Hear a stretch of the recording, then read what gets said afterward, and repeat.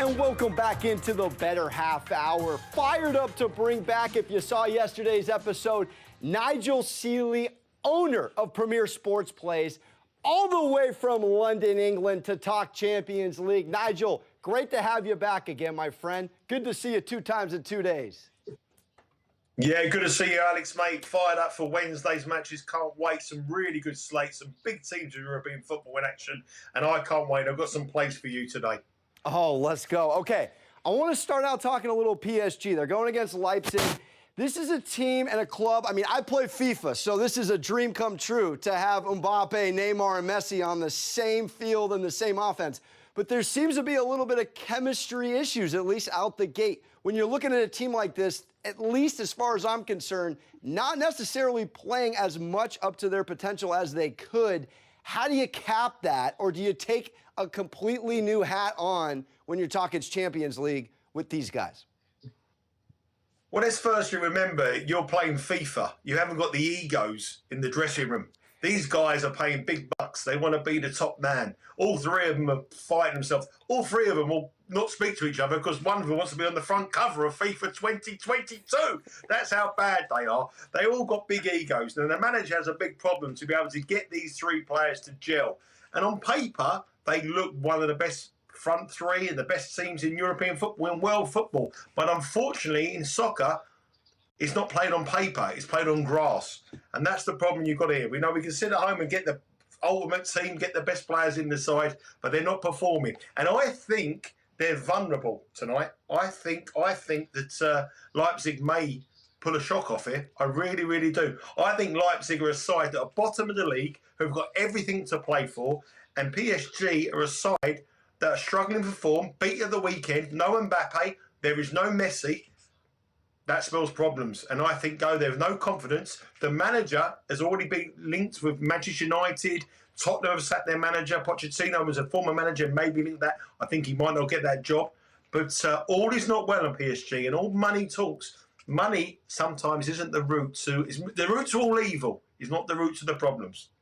Oh, I love it. You're stirring the pot. I'm here for it, Nigel. Let's go. Okay, I want to talk now, and you can speak generally or you can speak to this week's matches in Champions League in terms of hedging in soccer. Now, obviously, hedging in American football, you have a lot bigger spreads and lines.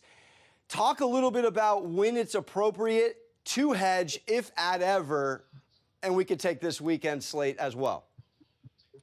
Well, hedging, if you're new to betting, hedging is when you can sort of guarantee a profit and take a little bit out of the book.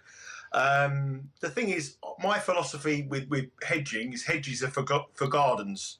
I don't like hedging. I think hedging is for wimps. And I think that if you make a play and you want to play, you see it through. Because I think that you give too much margin back to the sports book. If you make a team value to win, if they go 1-0 up, and you say, I'm going to hedge and take my position, you're giving too much value. If you made them an original play at the beginning of the game, then when they're 1-0 up, you should double down. I always say, forget hedging. My strategy is don't be a moron. Put more on. Don't be hedging. Don't give it back. We're having more on. We're beating the book in style. We're not wimping out the back door, taking a little bit of money out of the kit. We're going all in.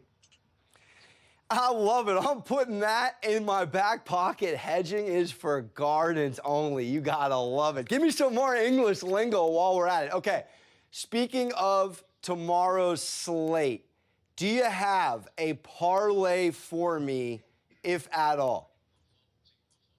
I think Wednesday night is all about goals. I think if you look at the games, you've got to have goals. Borussia Dortmund, Ajax, definitely goals. Over 3.5 goals. It's plus 105, plus money over 3.5 goals. The reverse fixture 2 weeks ago was 4-0 to Ajax. Borussia Dortmund will be hurt by that. Haaland will be on one. He'll be one of scoring goals. I think over 3.5 goals in that one is a given. Liverpool, Atletico Madrid, I think goals again. Over 2.5 goals, minus 139 with Bet Rivers. I think the night is all about goals. And I think if we parlay a few games up, and one thing you want to do, if you want to have a bet on soccer, you don't want to be playing the unders. The unders are boring. You don't want to be sitting there cashing tickets on a 0-0 draw. You want to be going overs, cheering it, getting the beers in, having a laugh. So I think we're going to go over Liverpool at Atletico Madrid. I think we go over Leipzig, Paris Saint-Germain, and I think we're going to go over in Man City Club Bruges. And I'm going to throw another one as well. I'm going to go over in Borussia Dortmund, Ajax. 4 teams, 4 overs. Let's go. We're rooting for goals tomorrow. I love it.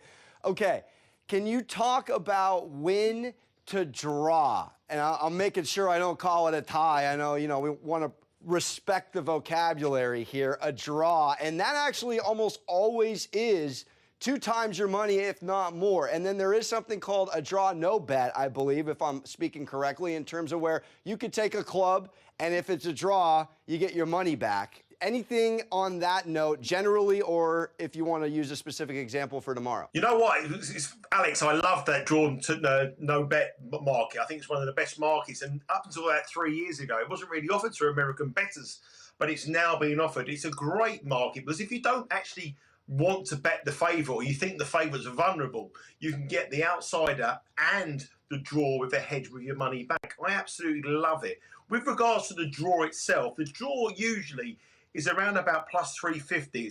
I've got data here going back for many, many years on English soccer. It's about a 28% chance that the draw happens. But there's certain things that change the draw. The draw changes price on elements of the weather. And if we spoke next week on the Champions League, when we do speak next week on the Champions League, there'll be certain teams that want the draw. So that percentage of the draw comes massively, massively in because of eventuality. But usually it's about a 28% chance of a draw in English football. That's very interesting. I might have to nibble on a draw. All right, on your way out here, speaking of the draw, no bet, do you have one for me for Wednesday, if one at all? Well, we touched on it at the beginning of the show. I think Paris Saint-Germain are vulnerable against Leipzig. This is a Leipzig side that score goals. They scored 3 goals against Manchester City. Admittedly, Manchester City scored 6 past them. But I think Paris Saint-Germain go in there without no Messi. Mbappe's a doubt as well. And they don't need to win. They've already probably qualified with the points they've got. I think draw no bet, Leipzig. If draw, we get our money back. If Leipzig win, we collect. We don't want Paris Saint-Germain. We're anti the French. No chance. Let's go, Nigel Seely. Thank you so much. I appreciate you. Enjoy the matches.